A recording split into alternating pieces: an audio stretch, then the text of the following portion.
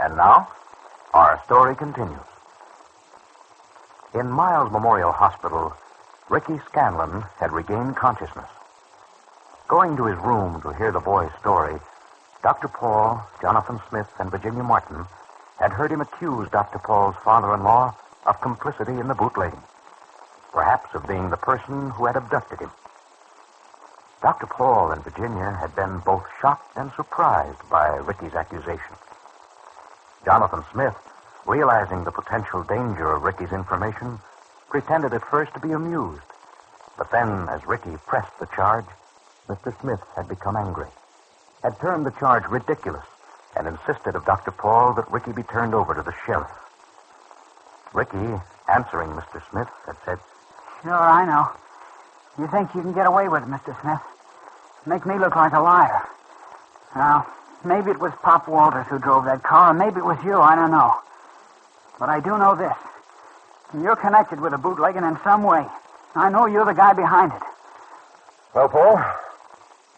Ricky, surely you must realize the seriousness of this charge. You must have more to base it on than you've told us. Yes, Ricky. How can you be so sure? I told you what Pop Walters said, Dr. Paul. He talked like somebody had got to Mr. Smith, had arranged with him to call off the investigation. I was surprised then. It didn't seem possible that a man like Mr. Smith could be fixed. Fixed? Yeah. Only now I know it wasn't a fix, Mr. Smith. You ran it all along. That's very interesting.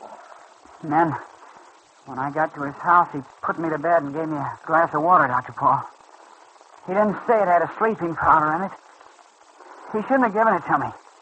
He knew I had to get to the hospital and I had to talk to you.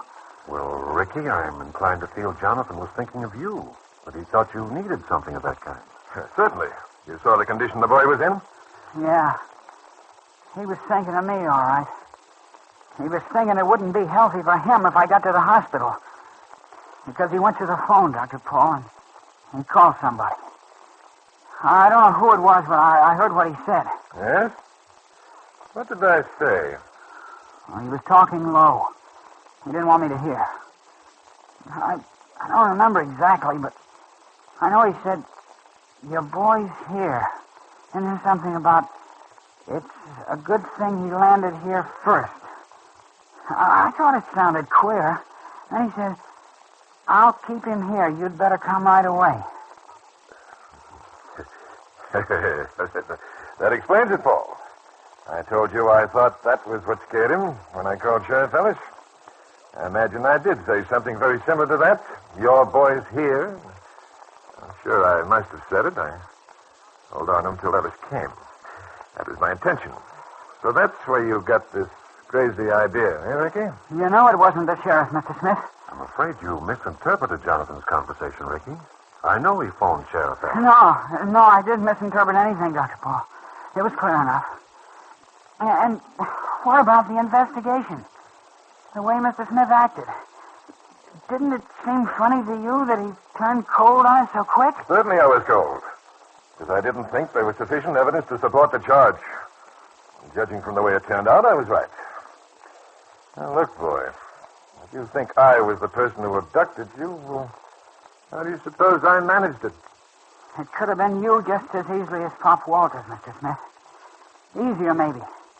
Because Pop might have figured he was being watched, even if the raid did turn out as it did.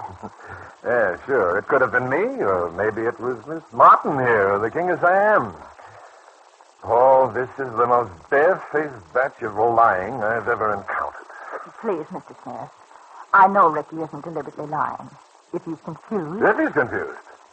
Do you suggest there's even a possibility of truth in what he's saying?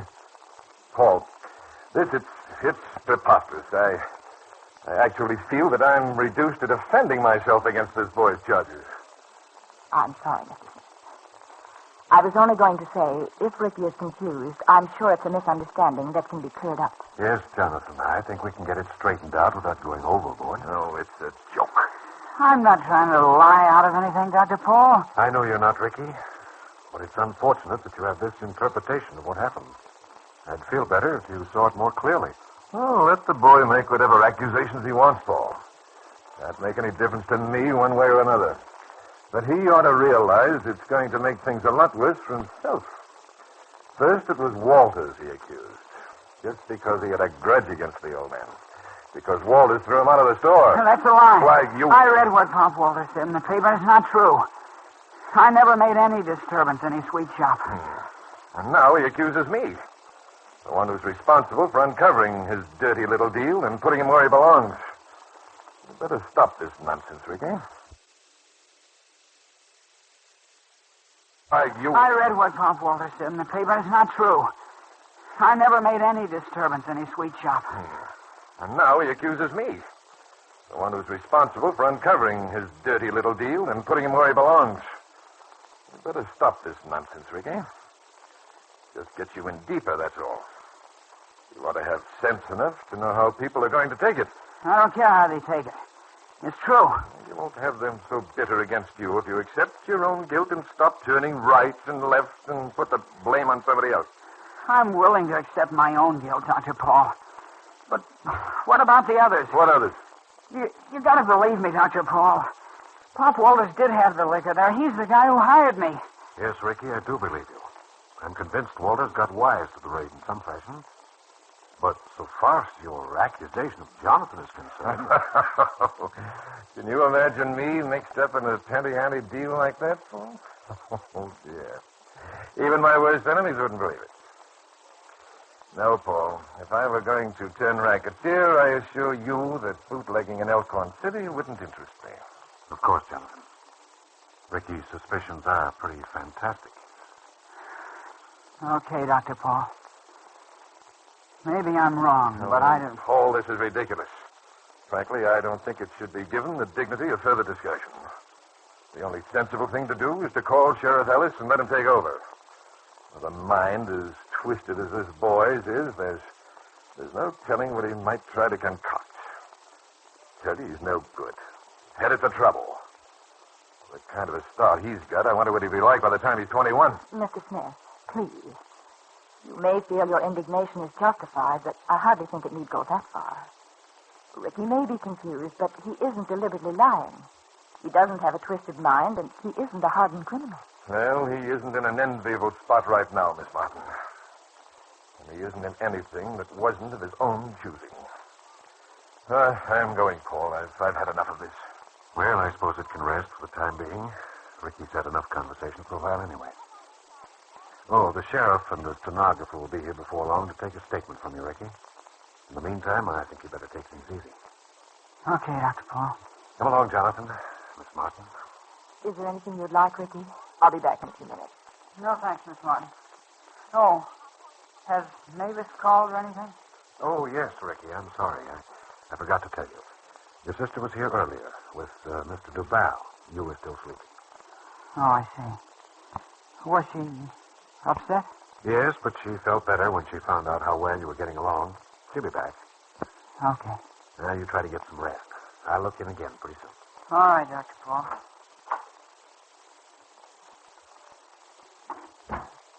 Coming to the office, Jonathan?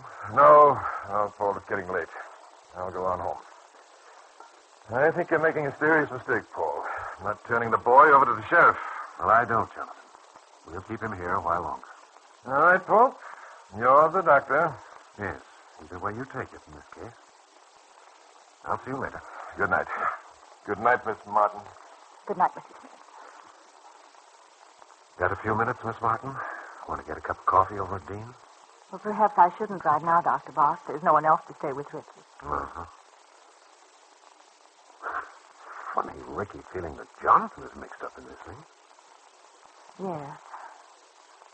I know it's a misunderstanding, Dr. Boss, but... But Jonathan shouldn't have been so vindictive? Yes, I know, Virginia. But no two of us are alike.